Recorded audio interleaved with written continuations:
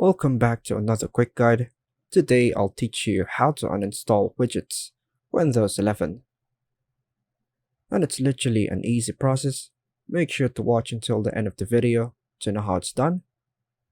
In Windows 11, the widgets feature is integrated into the operating system and cannot be uninstalled like a traditional application.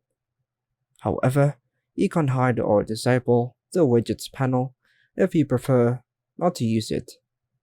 Here's how you can manage the widgets feature on Windows 11. Disable widgets shortcut. Click on the Start button and choose to click Settings from the menu, or press Win+I to open settings directly.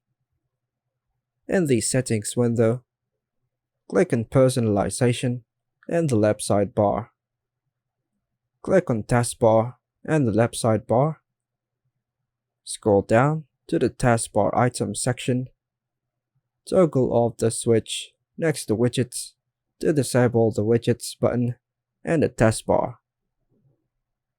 Sometimes there's also an application that can handle the uninstalling process. For instance, while still in the settings, locate the app that provides the widget feature. Once you find it, or this app, click on the three dots menu, and then choose to click Uninstall. And that's all for now, folks. Thanks for watching.